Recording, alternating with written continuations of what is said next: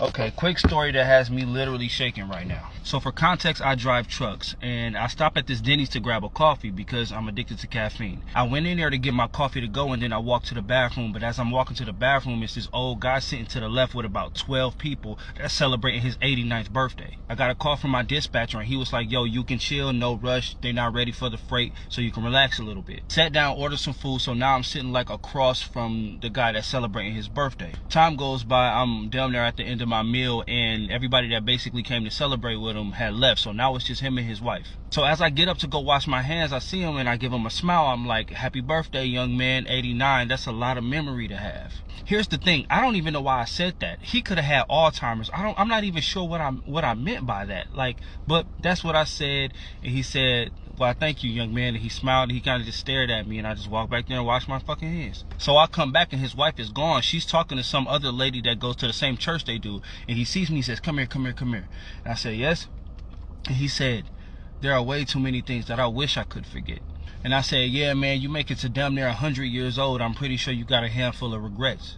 And he looked at me with the most serious look ever and said, you have no idea. Well, now I'm curious. Do tell. He said, you know, I used to be a firefighter through the 60s and 70s. I said, that's what's up. That's a very commendable job. And he said, yeah, it should be. He said the 60s and 70s was a different time in every way possible. You know that, right? And I'm just like, yeah, no shit.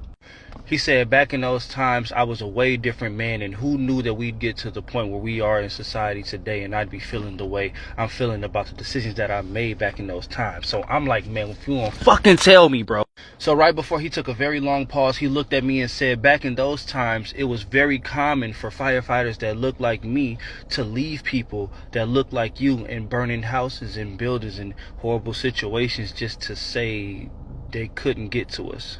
He said more times than he'd like to admit, he would hear screaming black people and children in burning buildings and houses and apartments and stores and cars, and he would literally just pretend he didn't hear it.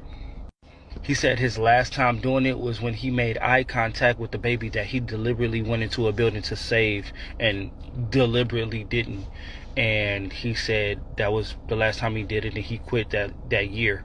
He said the nightmare still hasn't stopped. He still hasn't forgiven himself, and therapy helps, but it's still a living nightmare to have those memories.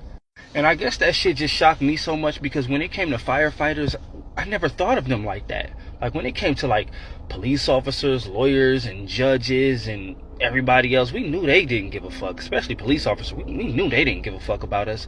But I don't know why that didn't click to me that, no, it was everybody that hated us. Everybody.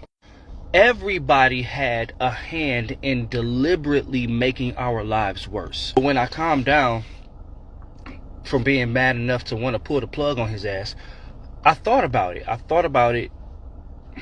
And I was like, of course they did this.